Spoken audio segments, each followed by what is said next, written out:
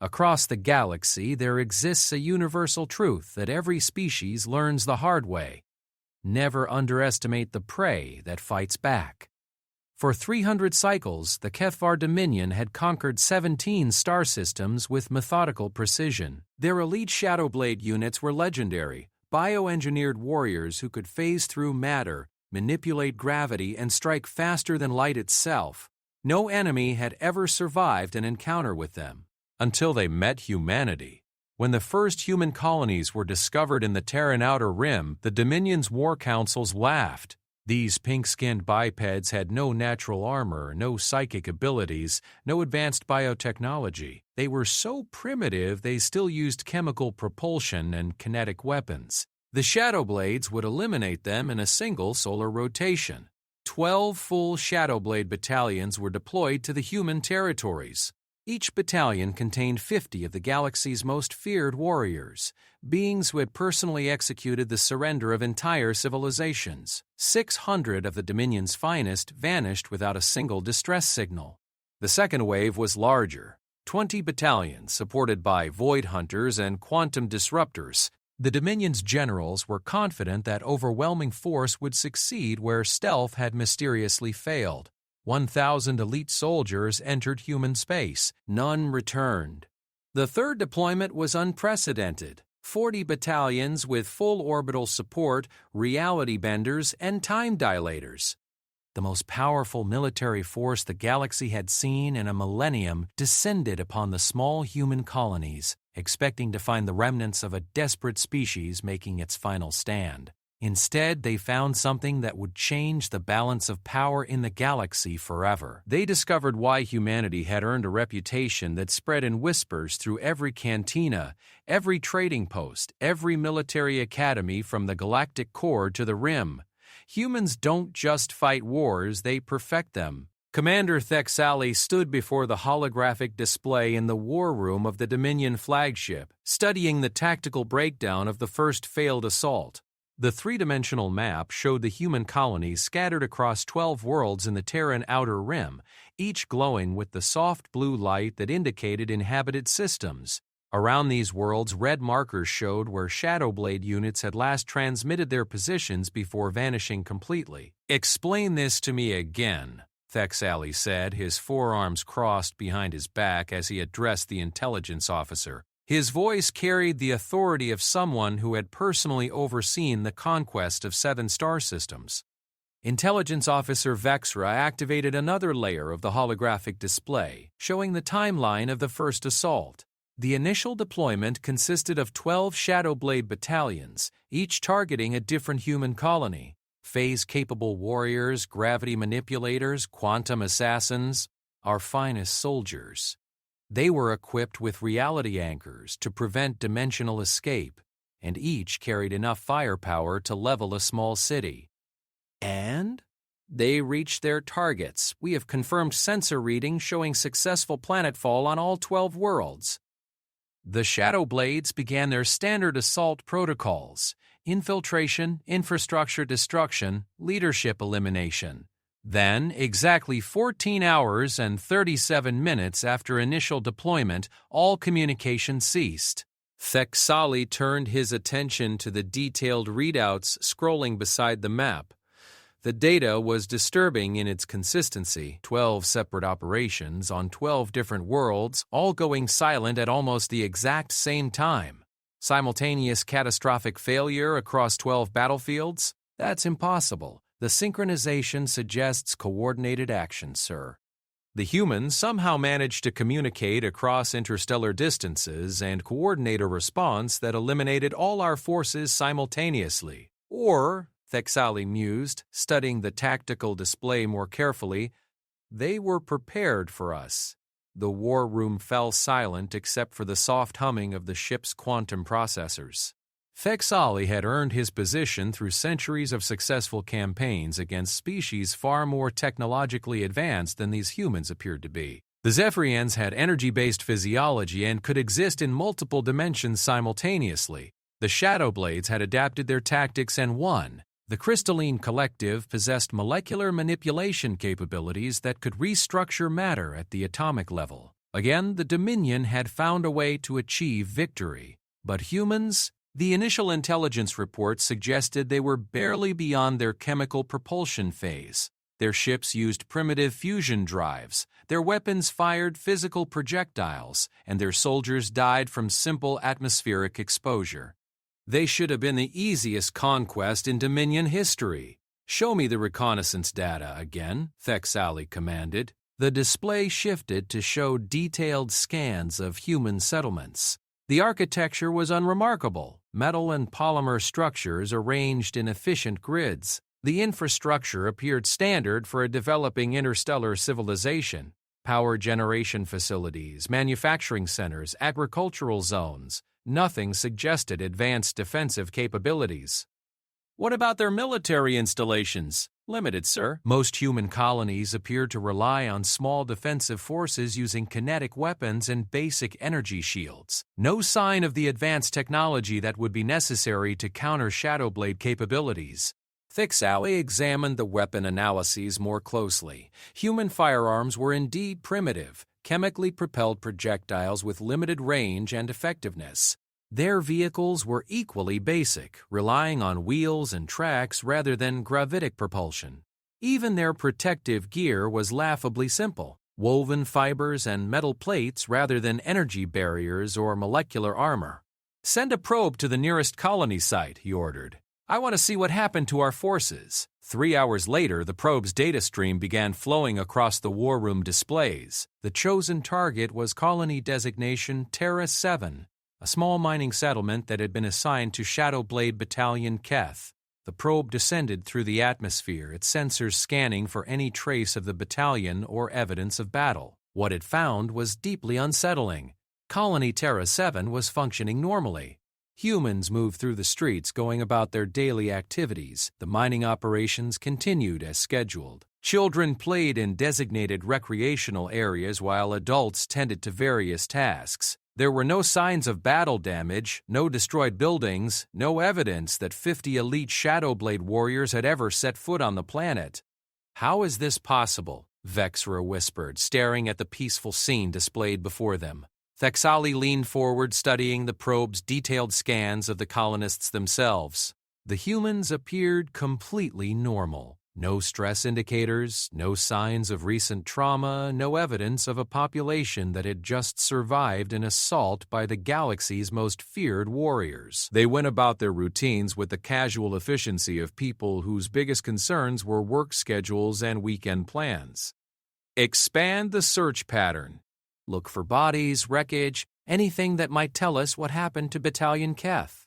The probe methodically scanned the surrounding terrain, its sensors penetrating deep underground and analyzing every structure in the colony.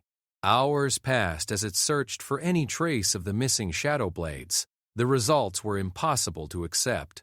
There was absolutely no evidence that the battalion had ever existed. No bodies, no weapons, no equipment, no biological traces, no quantum signatures from their advanced technology. 500 of the most dangerous warriors in the galaxy had simply vanished without leaving a single molecule of evidence behind. Could they have been disintegrated? Vexra suggested, his voice uncertain. The energy required to completely disintegrate 50 Shadowblades and all their equipment would have left traces that would be detectable for decades. Our sensors aren't picking up any residual energy signatures that would suggest weapons capable of that level of destruction.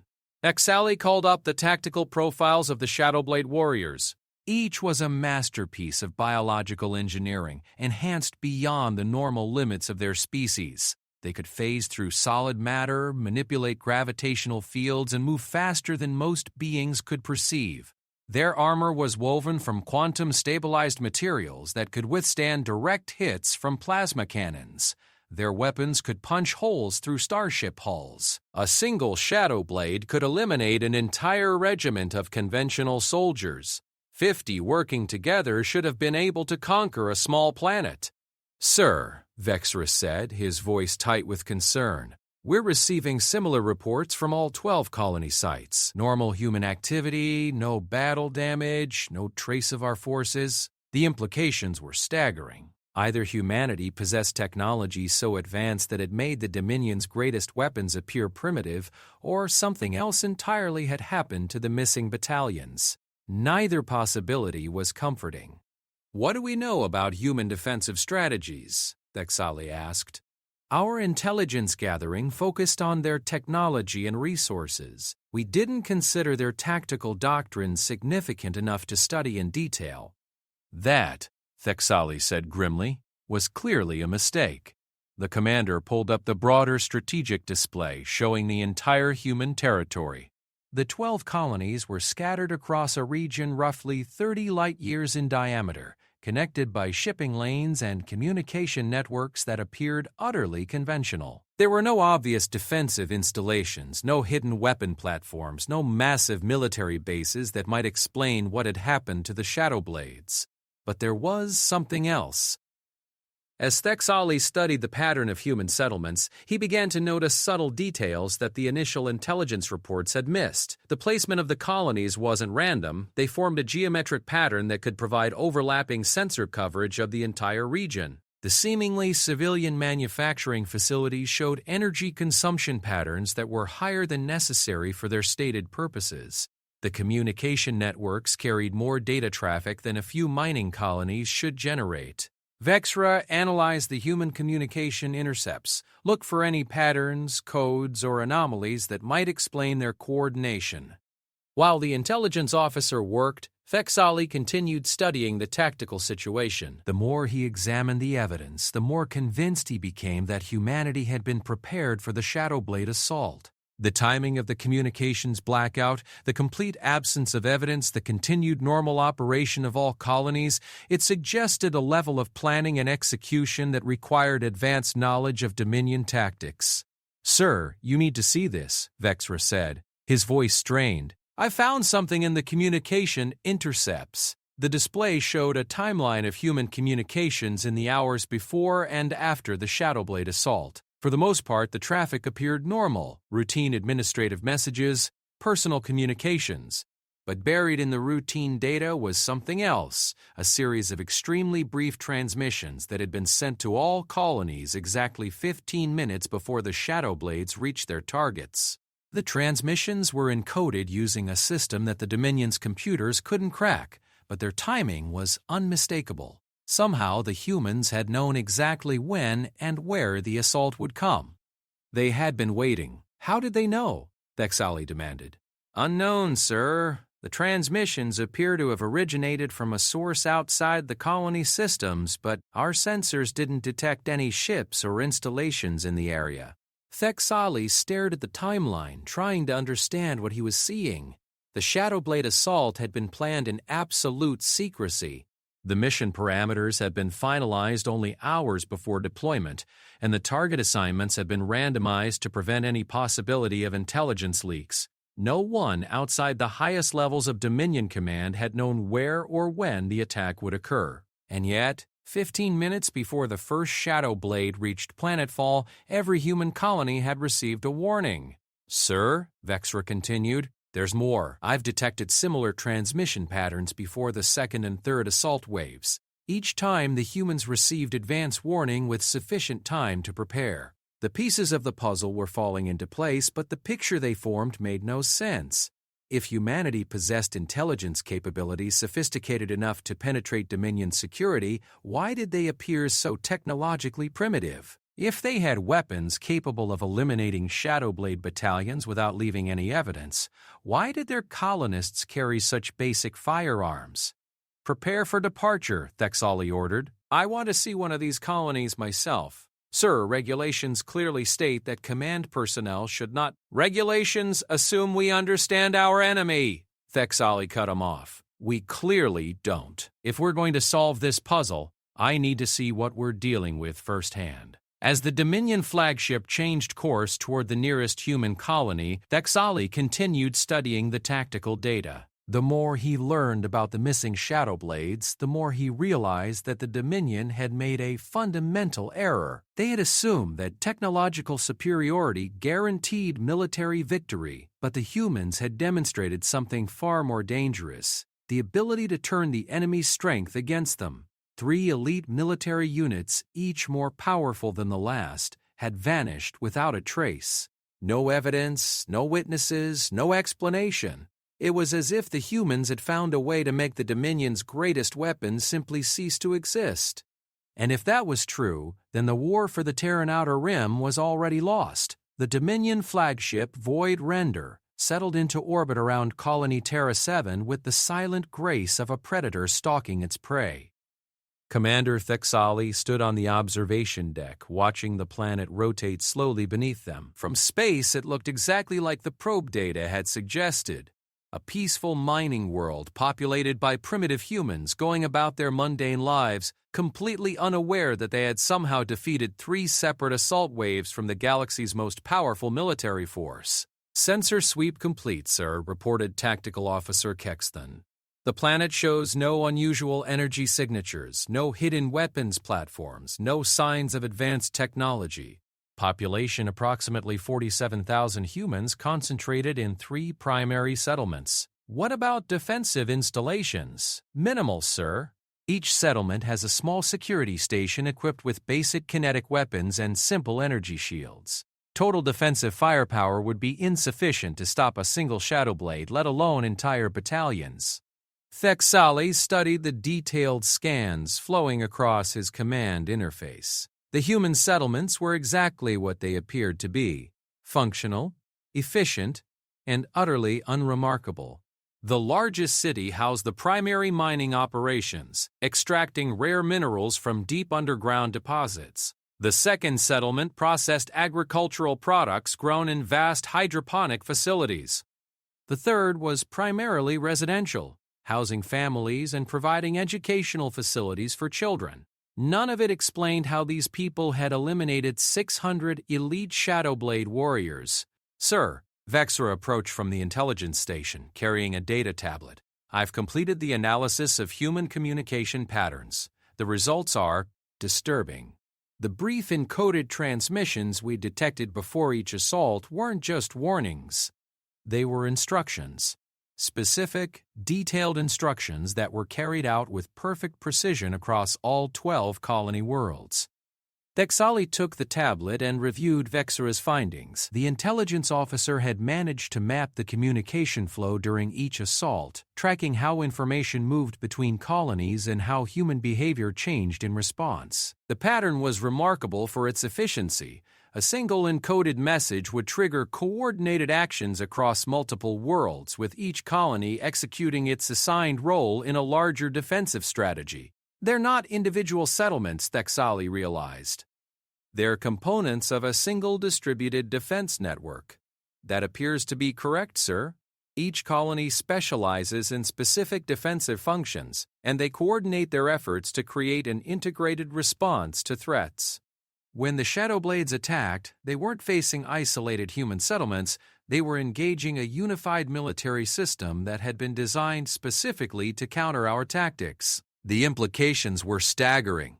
If humanity had built their colonies as components of a larger defensive network, then everything about their apparent technological primitiveness was deliberate deception. The simple kinetic weapons, the basic infrastructure, the lack of obvious military installations, all of it was camouflage designed to make the Dominion underestimate their capabilities.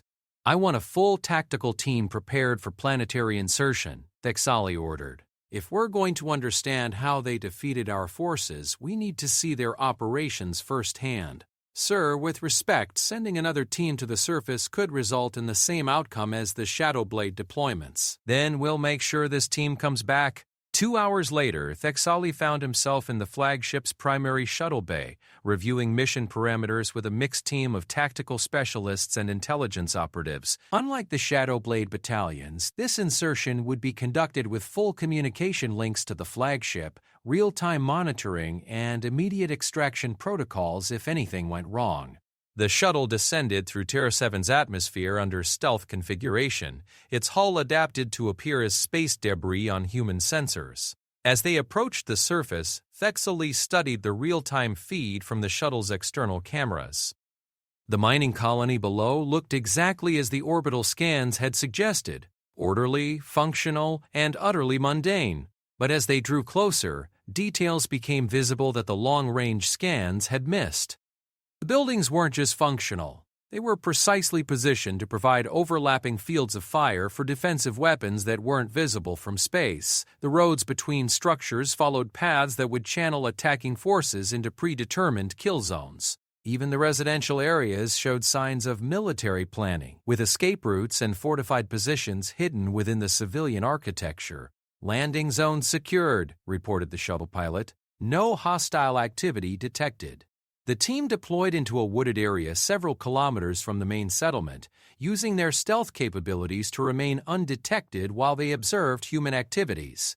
Through enhanced optics, they could see colonists moving through the streets, children attending school, workers heading to their shifts in the mines. Everything appeared completely normal.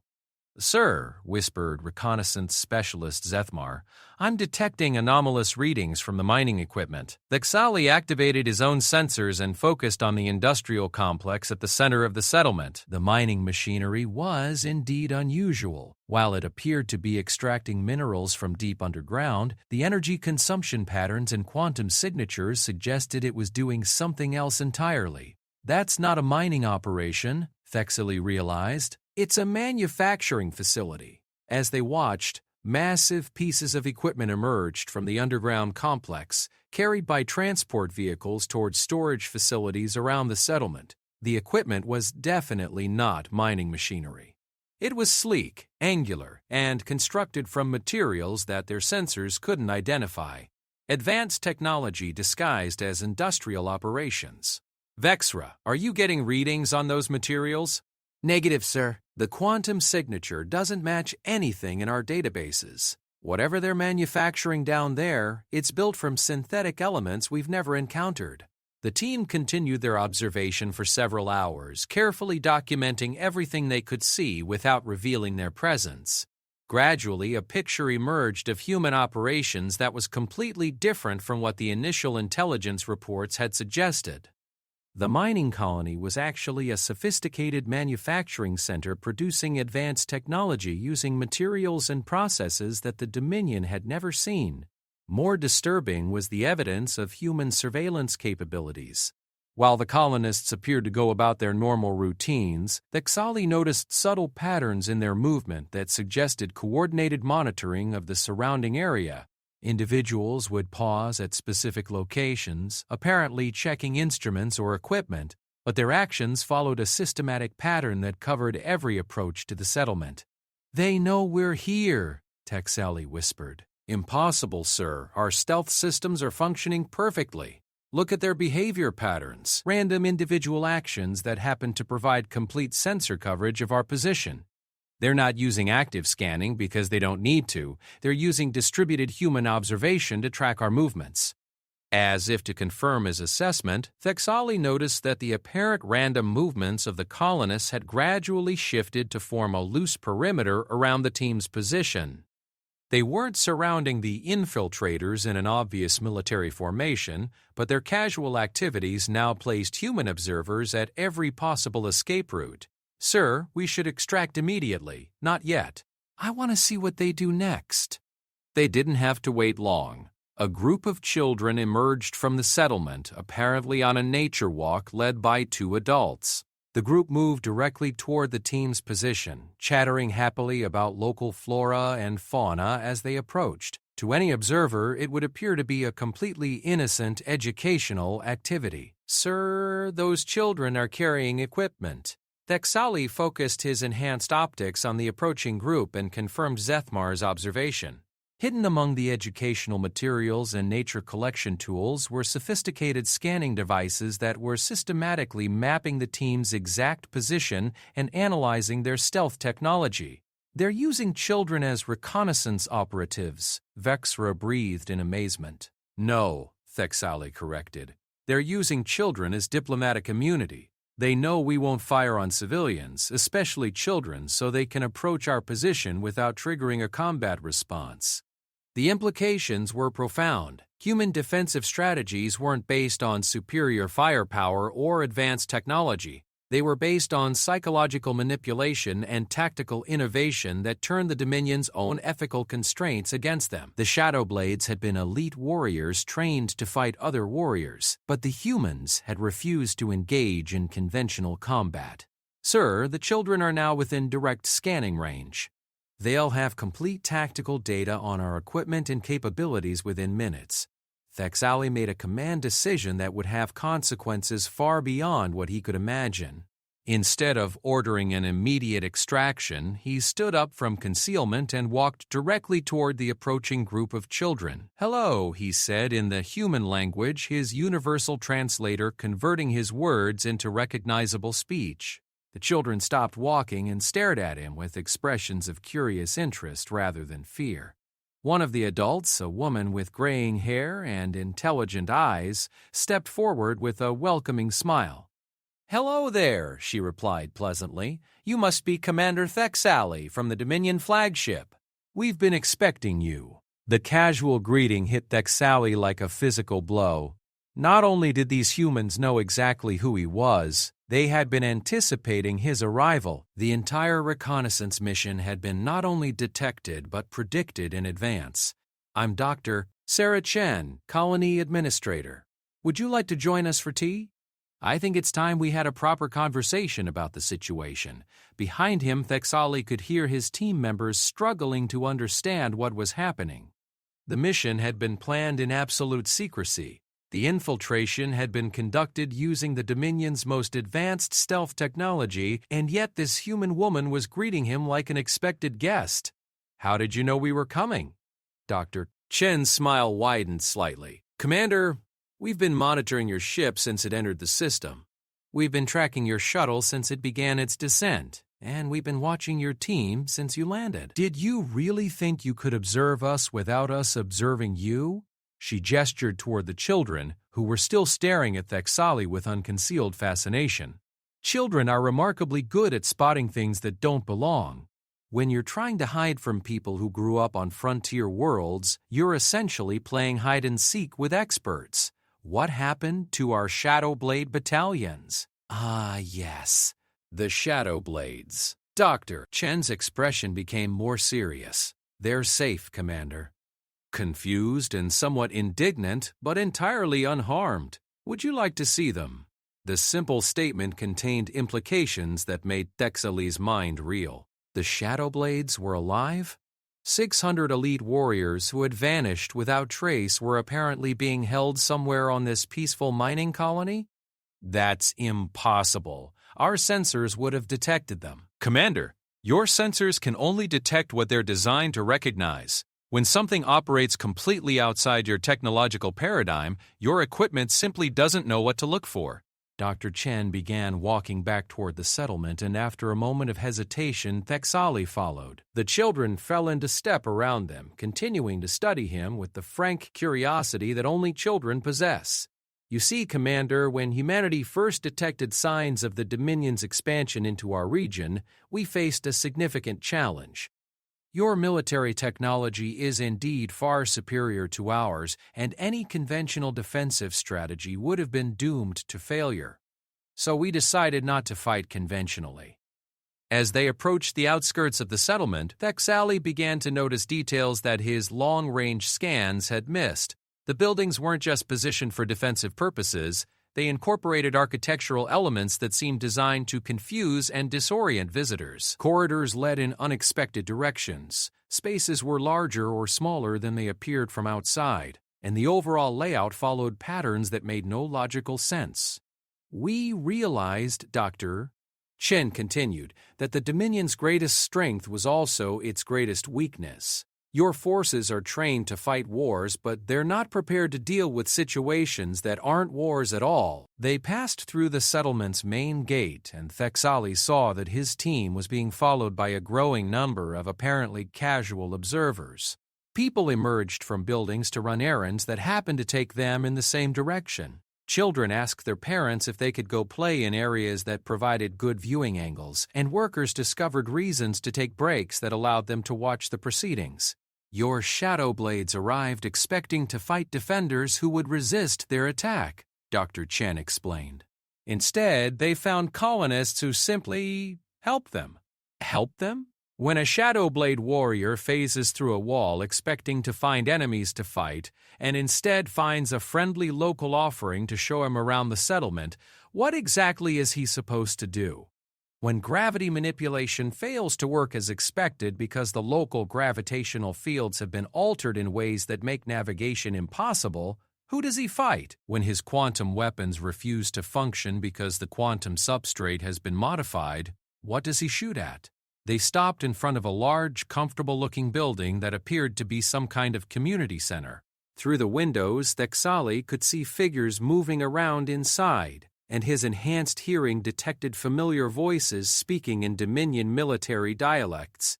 "Commander," Dr. Chen said gently, "your Shadowblades are inside, and they're perfectly fine. They're actually having quite interesting discussions with our anthropologists about cultural differences between our species, but I should warn you they're a bit embarrassed about the situation." The community center's interior was nothing like what Commander Thexali had expected.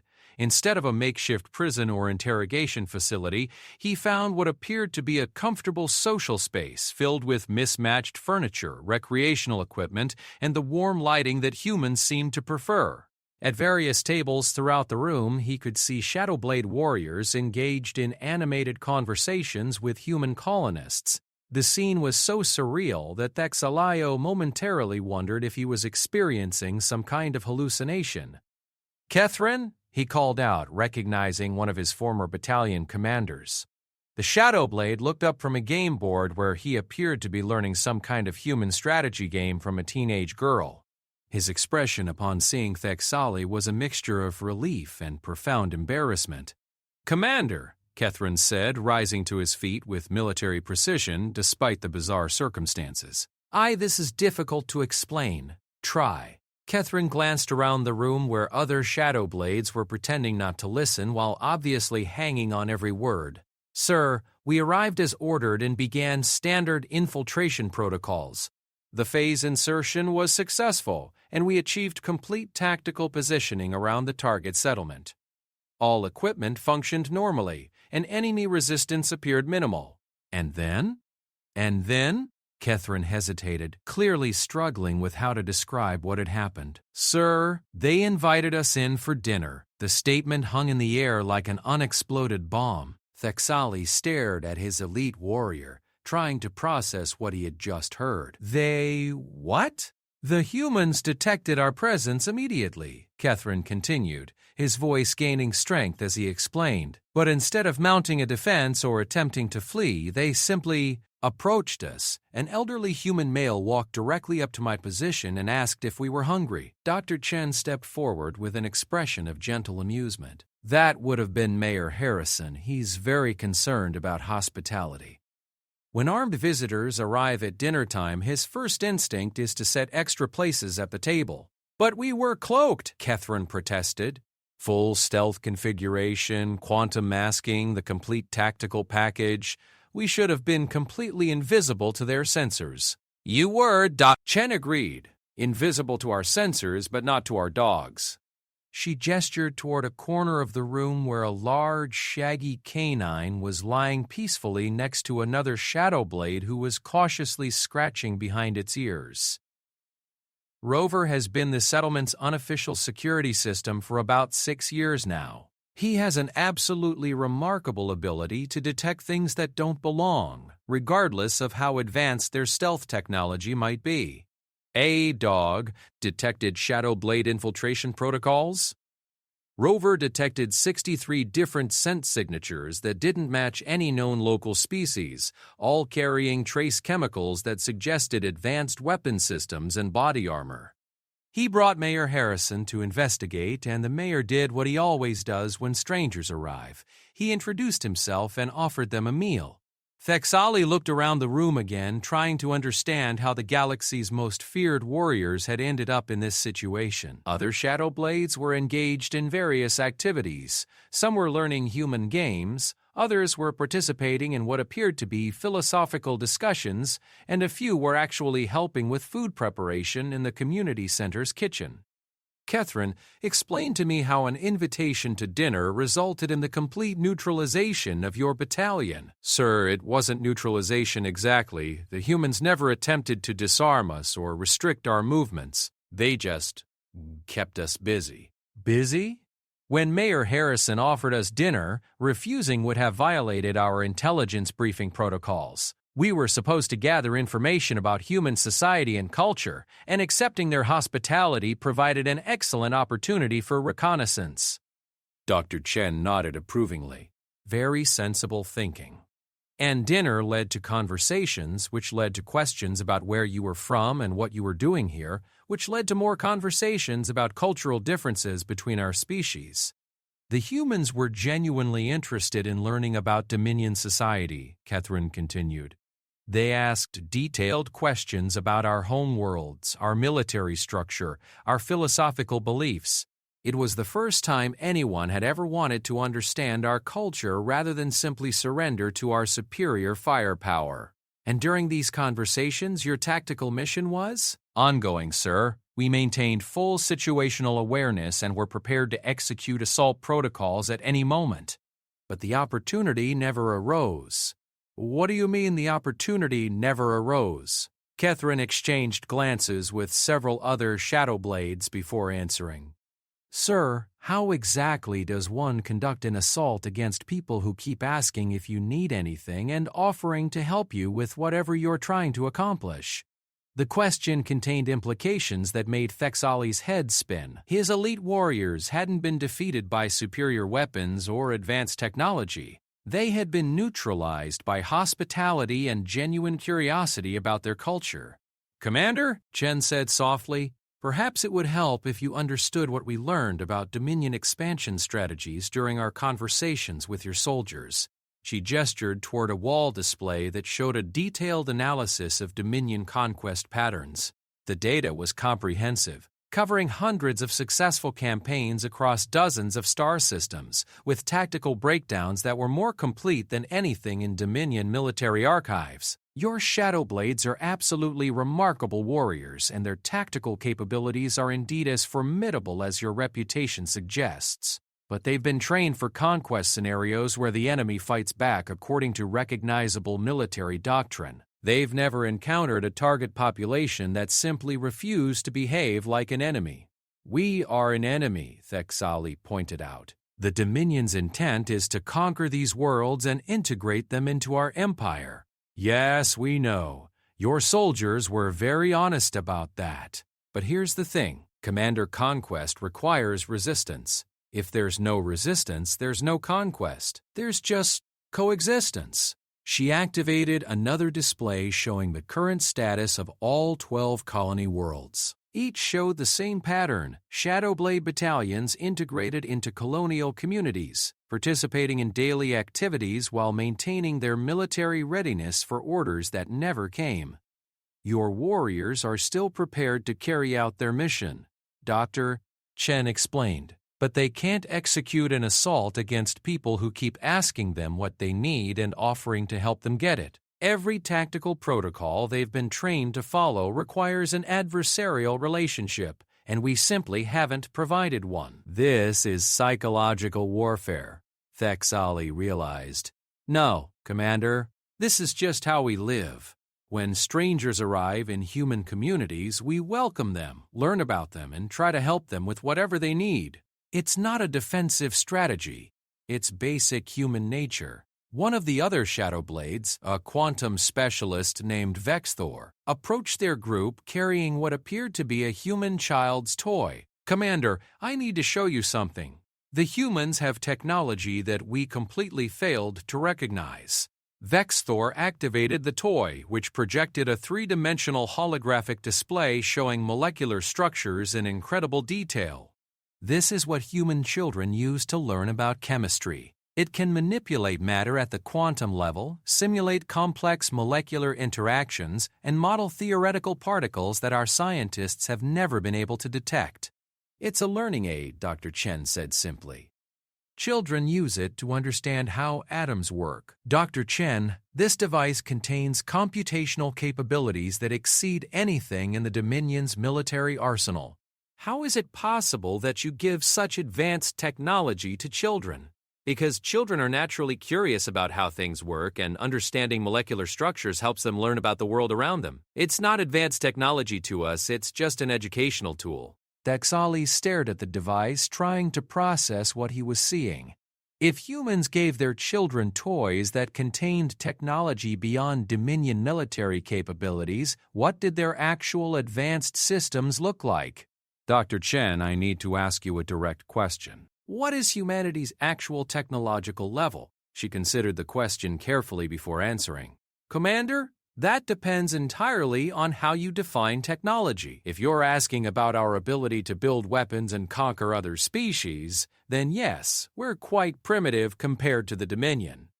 If you're asking about our ability to understand and manipulate the fundamental forces that govern reality, then we're probably several thousand years ahead of where your civilization currently stands. That's impossible. Our intelligence reports clearly showed that humans haven't even achieved faster-than-light travel.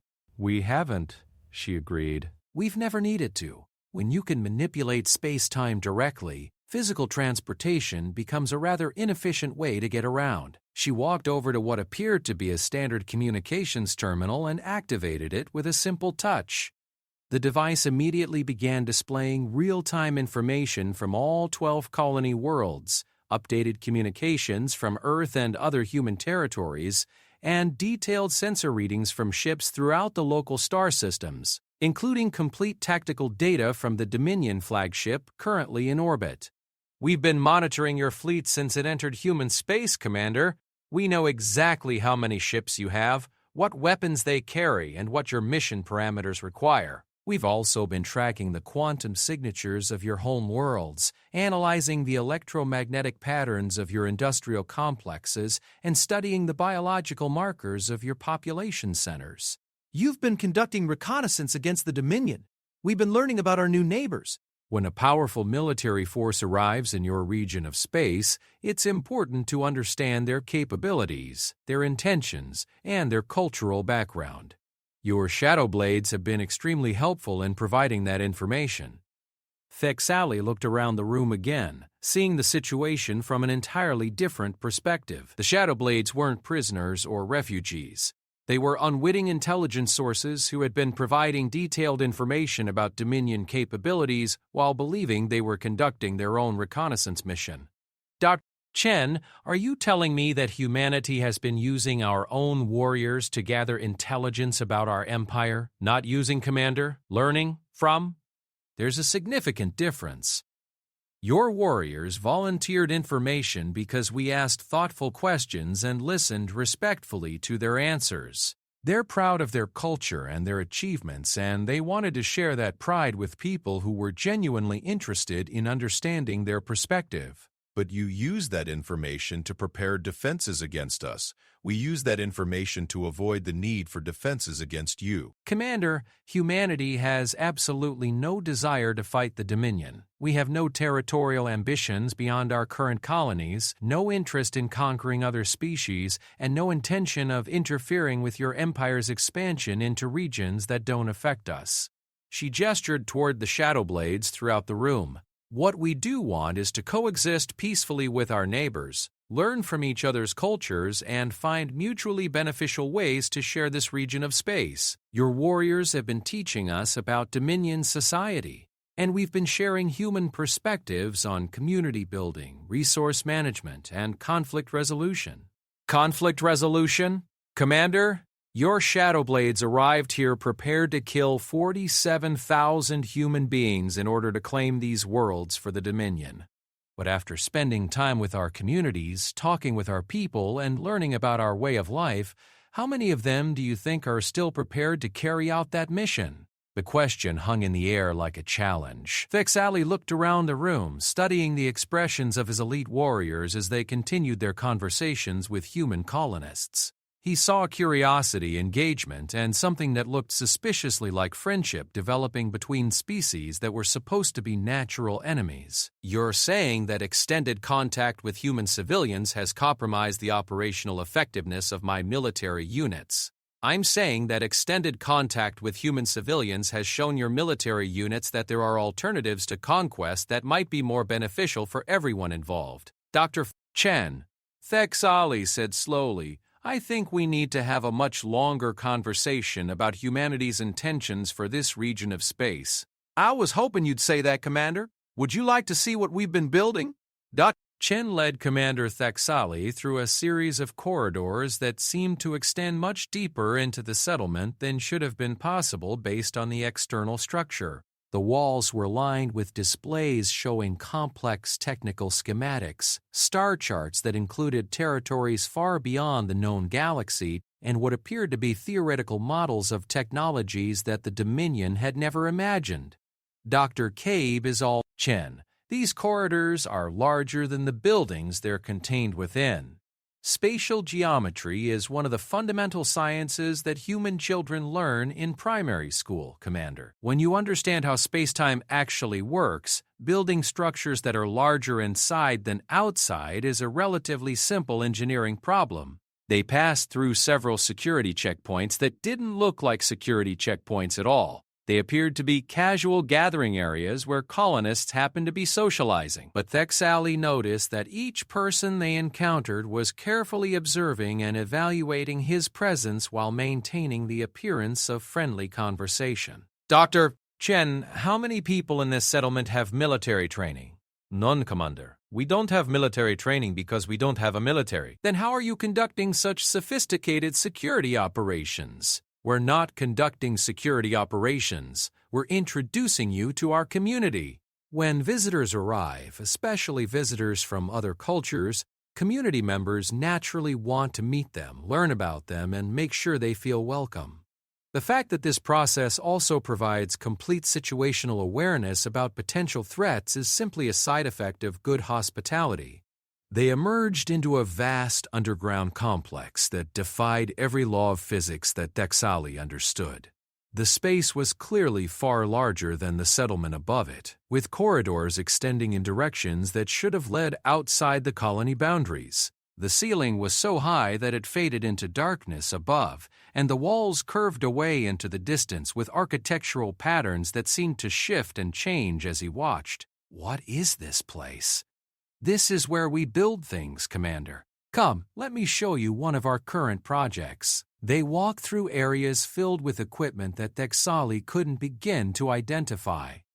Some of it appeared to be manipulating matter at the atomic level, constructing complex structures from pure energy. Other installations seemed to be working with forces that had no names in any language he knew, bending reality itself into new configurations.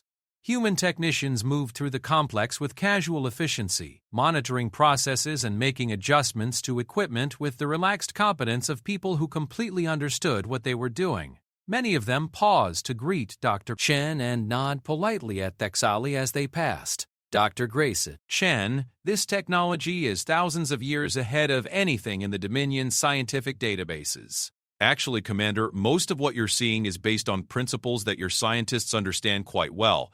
We've just approached the applications from a different philosophical perspective. They stopped at an observation platform overlooking a construction area where something massive was taking shape. The object was sleek and organic-looking, with surfaces that seemed to flow like liquid while maintaining structural integrity. As Thexali watched, components materialized from thin air and integrated themselves seamlessly into the growing structure. What are you building? A starship, Commander. Specifically, a starship designed to facilitate communication and cultural exchange between human communities and the various species we're encountering as we explore this region of space. Thexali stared at the construction process, trying to understand what he was seeing. The ship was clearly far beyond anything in the Dominion's technological capabilities, but it wasn't being built using methods he could recognize. Instead of assembling components, the humans appeared to be growing the entire vessel from some kind of programmable matter. Dr. Chen, how long does it take to build a ship like this? About 6 hours from start to finish, assuming we don't encounter any unusual design challenges. 6 hours? Commander, the Dominion's most advanced starships require months of construction time in our largest orbital facilities. Yes, we studied your construction methods through data provided by your shadow blades. Very impressive engineering, but somewhat inefficient from our perspective. When you can manipulate matter and energy directly, building ships becomes more like growing plants than assembling machines. A human technician approached their platform, carrying what appeared to be a control tablet but was probably something far more sophisticated. Dr. Chen, the prototype is ready for integration testing. Would you like to observe the first activation sequence? Please, Commander, you might find this interesting. The technician activated her device, and the starship below them began to glow with soft, welcoming light. But instead of the harsh electromagnetic radiation that Dominion ships produced, this vessel seemed to emit something that felt warm and alive, as if the ship itself were a living creature awakening for the first time. The integration process allows the ship to develop its own personality and decision-making capabilities, Dr. Chen explained.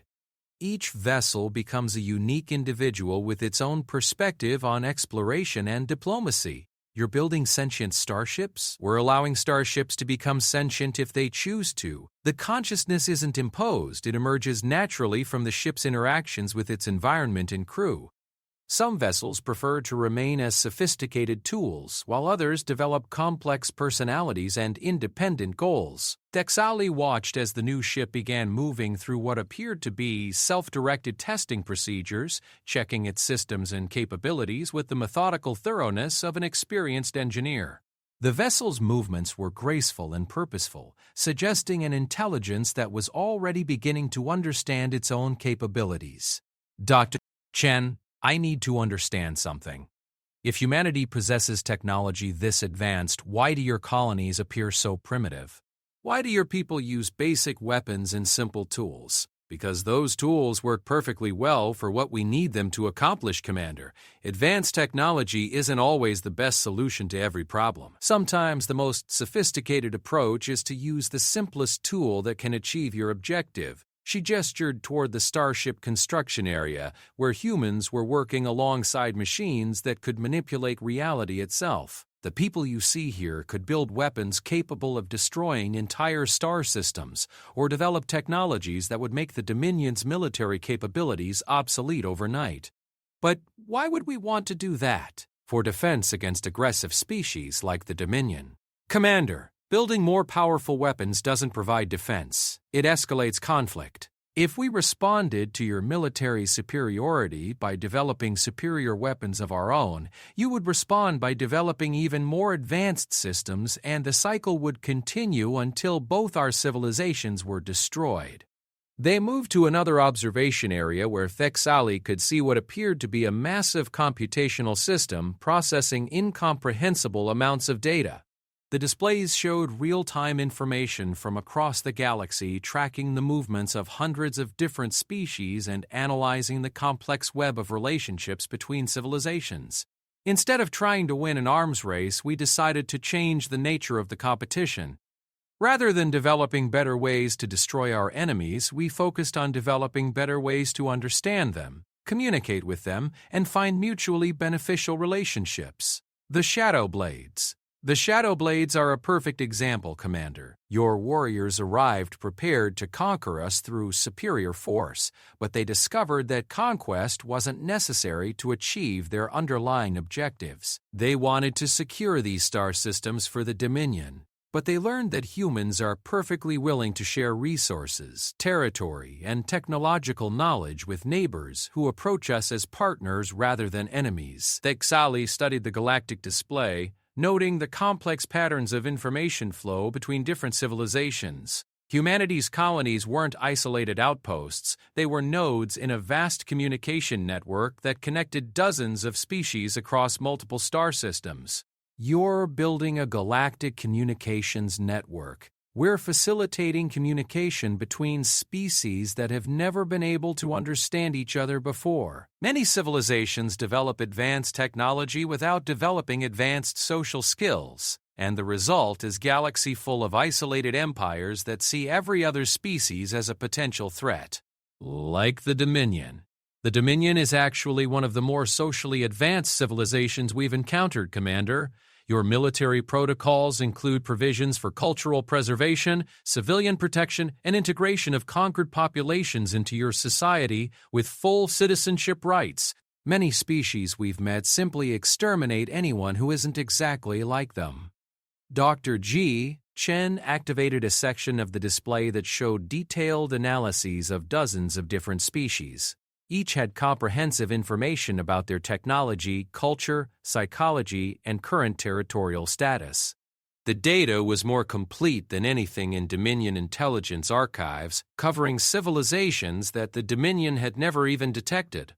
Humanity's role in this region of space isn't to dominate other species. It's to help them communicate with each other, understand each other, and find ways to coexist peacefully.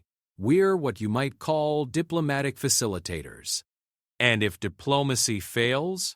Dr. Chen's expression became more serious. Commander, we've encountered 17 different species in this region over the past 50 years. 3 of them initially attempted to conquer or exterminate us. 2 others tried to exploit our resources without offering anything in return. 1 group attempted to use us as slave labor for their industrial operations. What happened to them?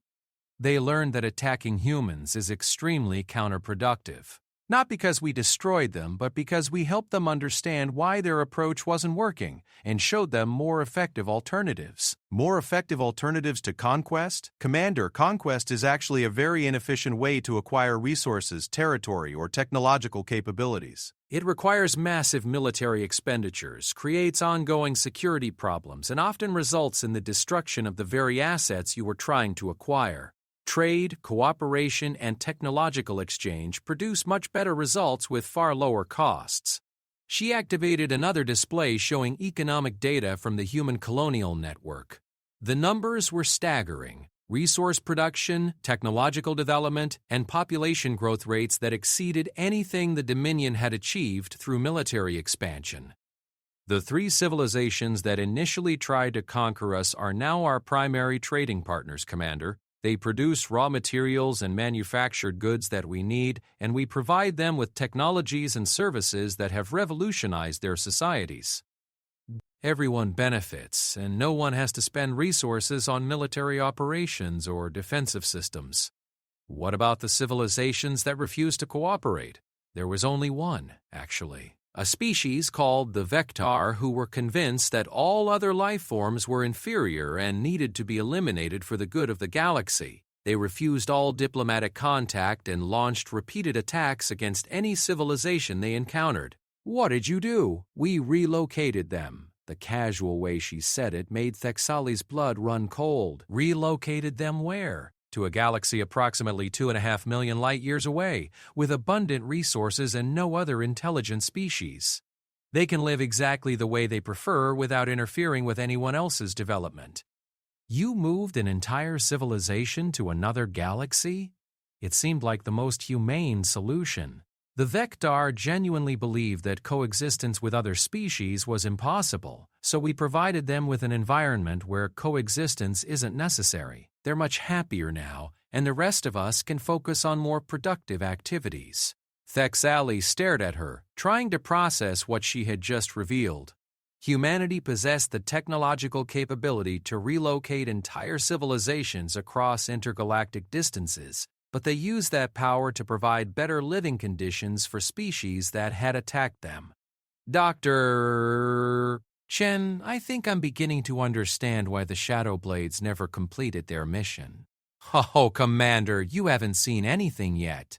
Would you like to meet some of our other neighbors? Before he could respond, the air around them began to shimmer, and suddenly they were standing in what appeared to be a vast conference room filled with representatives of species that Thexali had never seen before. Some were clearly biological, others appeared to be energy-based life forms, and several seemed to exist in dimensions that his eyes couldn't quite focus on properly. Commander Thexali of the Kethvar Dominion, Dr. Chen announced to the assembled group, "I'd like you to meet the local neighborhood association." A being that appeared to be made of crystallized light spoke in harmonics that his translator converted into recognizable speech. "Commander, we've been looking forward to meeting you. Your species shows remarkable potential for community integration. Community integration? The process of learning to live cooperatively with species that have different biological needs, cultural backgrounds, and technological capabilities explained what appeared to be a sentient gas cloud with delicate manipulator appendages. Humans have been teaching us all how to work together more effectively. A creature that looked like a mobile tree with bioluminescent patterns spoke next. Commander, your Shadowblade warriors have provided fascinating insights into Dominion's social structures. We understand that your civilization values honor, courage, and loyalty above individual comfort or safety. These are admirable qualities that could contribute significantly to regional stability. Thexali looked around the conference room, slowly realizing that he was witnessing something that the Dominion had never imagined possible. Dozens of different species working together as equals, sharing resources and knowledge without any obvious hierarchy or control structure. How is this possible? He asked Dr. Chen quietly. It's what happens when species approach each other as potential friends rather than potential threats, Commander. When you assume that other beings are capable of reason, compassion, and cooperation, you tend to find ways to bring out those qualities. And when species can't or won't cooperate, then we help them find environments where they can live according to their own values without interfering with others. The universe is vast enough to accommodate every possible way of life, Commander. The only real problem occurs when one species tries to force its values on everyone else.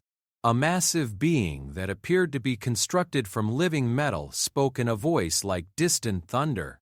Commander, the Dominion's expansion into this region has been a topic of considerable discussion among our communities. We're very interested in learning whether your civilization is prepared to join our cooperative network, or whether you would prefer to be relocated to a region where military conquest remains a viable social strategy. The statement was delivered with perfect politeness, but the implications were unmistakable. Humanity and its allies possess the capability to forcibly relocate the entire Dominion to another part of the galaxy, but they were offering the option of peaceful integration instead. Thexali realized that he was facing a choice that would determine the future of his entire civilization. Commander Thexali returned to the Dominion flagship with a mind full of impossible revelations and a decision that would reshape the destiny of his entire civilization. The local neighborhood association had given him 30 standard days to present their proposal to the Dominion High Council and return with an answer about humanity's offer of cooperative integration. The journey back to Dominion space took 18 days, during which Thexali composed the most important report of his military career.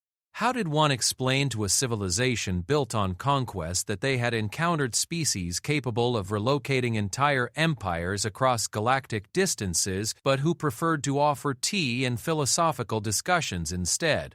Sir, Intelligence Officer Vexra approached him as they entered Dominion territory. The High Council is demanding immediate debriefing upon our arrival. They've been monitoring our communications blackout and are concerned about the extended mission duration. Tell them we're bringing back intelligence that will require a complete revision of our strategic doctrine, Thexali replied, still reviewing the comprehensive data package that Dr. Chen had provided. The information covered everything from human technological capabilities to detailed analyses of 47 different species that were now part of the cooperative network. Sir, with respect, the Council has been planning a major escalation in response to the loss of our Shadowblade battalions. They've authorized deployment of the Reality Shaper fleet. Thexali looked up from his reports in alarm. The Reality Shapers were the Dominion's ultimate weapons, massive vessels capable of rewriting the fundamental laws of physics in localized regions of space. They had been used only twice in Dominion history, both times to eliminate threats that conventional military forces couldn't handle. How many ships? 47 Reality Shapers, sir, with full dimensional support fleets, the largest military deployment in Dominion history. The scale of the planned assault was staggering. 47 Reality Shapers could theoretically destroy entire star systems or rewrite the physical laws governing matter and energy across light years of space. It was enough firepower to eliminate human civilization completely. and if deployed against humanity's current capabilities, it would likely trigger a response that could destroy the Dominion as well. Vexra, send a priority message to the High Council. Tell them that under no circumstances should Reality Shaper deployment proceed until they've reviewed our intelligence findings. Emphasize that human technological capabilities exceed our initial estimates by several orders of magnitude. Sir, the Council may interpret a recommendation against Reality Shaper deployment as evidence that our objectivity has been compromised by extended contact with the enemy. Then tell them that our extended contact with the humans has revealed opportunities for strategic advantages that military conquest cannot provide, and that Reality Shaper deployment would eliminate those opportunities permanently. The final 10 days of their journey were spent preparing presentation materials that would convince the High Council that cooperation offered better outcomes than conquest. Thexali knew his civilization well enough to understand that pure altruism wouldn't be persuasive, but the practical benefits of joining humanity's cooperative network were compelling enough to interest even the most aggressive military commanders. The Dominion capital world of Kethvar Prime was a monument to military efficiency and imperial power. Massive orbital platforms surrounded the planet, each one capable of housing entire fleets of warships. The planet's surface was covered with training facilities, weapons manufacturing complexes, and administrative centers that coordinated military operations across 17 conquered star systems. As their ship approached the central docking platform, Thexali could see the Reality Shaper fleet assembled in formation beyond the orbital defenses. The vessels were dark, angular constructions that seemed to absorb light rather than reflect it, each one capable of rewriting the fundamental nature of reality within a sphere of influence several light hours in diameter. Impressive, aren't they? High Admiral Kekstane commented as Thexali entered the primary briefing chamber. Enough firepower to eliminate the human problem permanently and demonstrate to the galaxy that Dominion expansion cannot be stopped by any force. Admiral, with respect, I believe deployment of the Reality Shapers against human territories would result in the complete destruction of the Dominion. The statement caused immediate silence in the briefing chamber. 23 of the Dominion's highest-ranking military commanders turned to stare at Thexali with expressions ranging from surprise to outright hostility. "Commander," High Admiral Kekstane said carefully, "are you suggesting that primitive humans pose a threat to Dominion military supremacy?" "Admiral, I'm suggesting that humans are not primitive and that our intelligence assessments of their capabilities were fundamentally incorrect." Thexali activated the holographic display system and began presenting the data that Dr. Chen had provided. The first images showed human colony operations as they actually existed, not as Dominion sensors had interpreted them. Underground facilities that were larger than the surface structures they supported, manufacturing systems that created complex devices from pure energy, and transportation networks that operated by manipulating space-time directly. "This appears to be sophisticated technology," Admiral Vexcon acknowledged, "but nothing that suggests capabilities beyond our own. Admiral, these images show what humans consider to be basic colonial infrastructure. This isn't their advanced technology. It's the equivalent of roads, bridges, and power plants in human society." The next series of displays showed the Starship Construction Facility and the local Neighborhood Association conference room. As the assembled commanders watched humans casually manipulating matter at the atomic level and communicating with species from other dimensions, the atmosphere in the briefing chamber grew increasingly tense. "Dr. Chen informed me that the humans have been monitoring our empire since we first began expanding into this region," Thexali continued. "They have complete intelligence on our military capabilities, our technological limitations, and our strategic doctrine. They've been preparing for our arrival for over 50 years. "Preparing how?" High Admiral Kekstani demanded. "By developing countermeasures for every weapon system in our arsenal, creating technologies that can neutralize our Reality Shapers, and building relationships with 47 other species who share their concern about aggressive expansion by militaristic empires." Thexali activated the display showing the galactic communication network that humanity had constructed. The scope of it was breathtaking. Information links connecting hundreds of worlds, trade relationships that spanned multiple sectors, and cooperative agreements that had eliminated warfare between dozens of previously hostile species.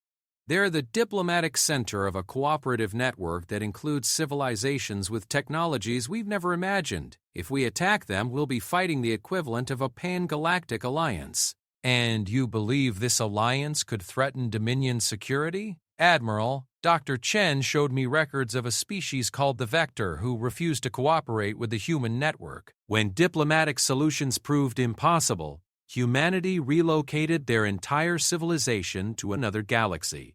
The process took approximately 6 hours. The silence in the briefing chamber was complete.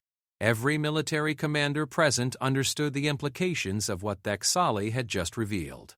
If humans possess the technological capability to relocate entire civilizations across intergalactic distances, then conventional military force, even reality shaper deployment, would be utterly irrelevant. Commander, Admiral Vexcon said slowly, what exactly are you proposing? The humans have offered to include the Dominion in their cooperative network, Admiral. Full partnership status with access to their advanced technologies, their trade relationships, and their diplomatic connections throughout this region of space. In exchange for what? In exchange for abandoning military expansion as our primary growth strategy and adopting cooperative methods of acquiring resources and territory.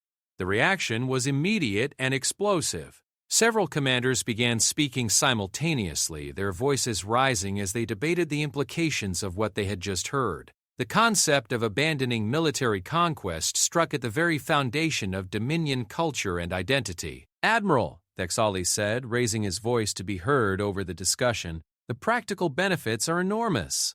Human technology could revolutionize our industrial capabilities. Their diplomatic network would provide access to resources across multiple star systems, and their defensive systems would make the Dominion absolutely secure from any external threat, at the cost of our military heritage and our expansion objectives. Admiral, consider the mathematics. Military conquest requires massive resource expenditure, ongoing security operations, and constant risk of retaliation from conquered populations.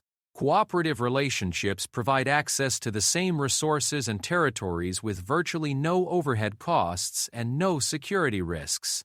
High Admiral Kexthani studied the displays showing human technological capabilities and the scope of their diplomatic network. The strategic advantages were undeniable, but accepting humanity's offer would require fundamental changes to Dominion society that many commanders would find unacceptable. Commander, what is your professional recommendation? Admiral, I recommend immediate acceptance of humanity's offer followed by gradual integration of Dominion territories into their cooperative network. The alternative is likely to be the complete destruction of our civilization. Destruction? You believe humans would actually attack Dominion territory? No, Admiral. I believe humans would relocate the Dominion to a region of space where military conquest remains viable, but where we would have no access to the resources, technologies, or diplomatic relationships that are available in this region. We would survive, but we would be permanently isolated from the galactic community that humanity is building. The briefing chamber fell silent again as the assembled commanders considered the choice they were facing. Continue their traditional expansion strategy and risk isolation from the most advanced civilizations in the galaxy, or abandon their military heritage in favor of cooperative relationships that could provide unprecedented prosperity and security. Admiral, Thexali continued, the humans also offered to return our Shadowblade battalions with comprehensive intelligence on their technology and strategic capabilities. They're not holding our warriors hostage, they're offering to send them home with knowledge that could transform Dominion society. And if we refuse their offer, then our warriors remain where they are, continuing to learn about human society while humanity and their allies implement whatever defensive measures they consider necessary to protect themselves from Dominion expansion. High Admiral Kexthani walked to the observation window and stared out at the Reality Shaper fleet. 47 vessels capable of rewriting the laws of physics assembled to attack an enemy that could relocate entire civilizations to other galaxies. The absurdity of the situation was almost overwhelming. Commander, you spent 18 days among these humans. What is your personal assessment of their character and motivations? Admiral, they genuinely want to help us become more than we are, not by conquering us or forcing us to change, but by showing us possibilities we never knew existed. They see potential in Dominion society that we ourselves have never recognized. Potential for what? For becoming the kind of civilization that other species seek out as allies rather than fear as conquerors. Admiral, the humans believe that Dominion values of honor, courage, and loyalty could make us exceptional partners in building something greater than any empire that has ever existed. The High Admiral continued staring out at the Reality Shaper fleet for several long minutes while the assembled commanders waited for his decision. Finally, he turned back to face the briefing chamber. Commander Thexali, you will return to human territory as the official representative of the Dominion High Council. You will inform Dr. Chen that we accept their offer of cooperative partnership and you will begin negotiations for the integration of our civilizations.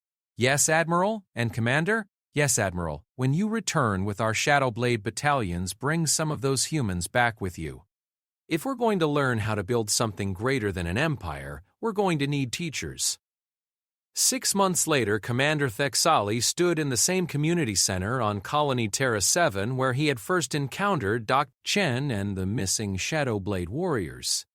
But now the building had been expanded to accommodate regular diplomatic meetings between representatives of 63 different species, including a growing delegation from the Dominion. Through the windows, he could see human and Dominion engineers working together on a joint construction project. A new type of starship that combined human spatial manipulation technology with Dominion quantum processing systems. The result was a vessel capable of facilitating communication between species that had never been able to understand each other before. Commander, Dr. Chen approached with her characteristic welcoming smile.